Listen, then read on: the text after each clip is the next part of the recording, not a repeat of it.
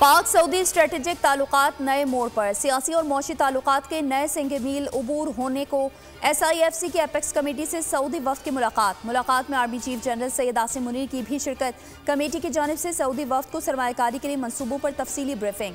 Saudi अरब को PIA airports और 2 5 star hotels में सरमाया लगाने की पेशकश। ट्रांसमिशन लाइन, सोलर, कानकुनी प्रोजेक्ट्स में मौक़े से भी आगाह किया गया।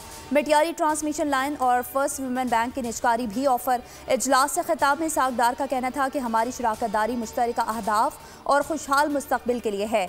IT और कानकुनी में भरपूर मौक़े हैं। सऊदी वज़ीर ख़ारजा बोले, मजबूत शराकत दारी के लिए पुरअज़्म हैं।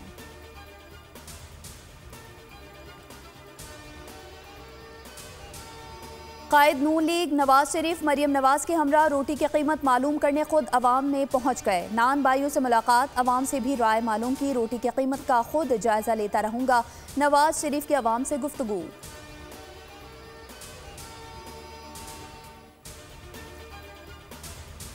इस्लामाबाद हाई कोर्ट सैफर केस की समाअत, सजा मौतली की बानी पीटे और शाह महमूद कुरैशी की अपीलों पर दलाइल। बैरिस्टर सलमान सफदर ने कहा, सैफर की हिफाजत आजम खान की जिम्मेदारी थी, आजम खान पर चार्ज क्यों नहीं लगा। अदालत का सवाल, आजम खान को उल्टा सरकारी गवाह बना लिया गया।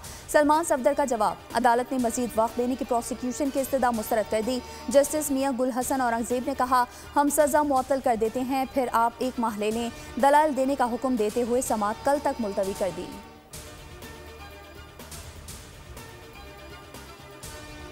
हुकूमत ईरान ने इस्राएली कंपनी के पुर्तगाली जहाज से पकड़े जाने वाले 2 पाकिस्तानियों को रिहा कर दिया। फैसला जज्बे खैर सगाली के तहत किया गया। ईरान की पासदाराने इनकलाब फोर्स ने अबनाए हरमस से इस्राएली कंपनी की मिल्कियती पुर्तगाली जहाज को कब्जे में लिया था। जहाज पर भारत, फिलिपाइन और दीगर ममालिक से ताल्लुक रखने वाला अमला मौजूद है।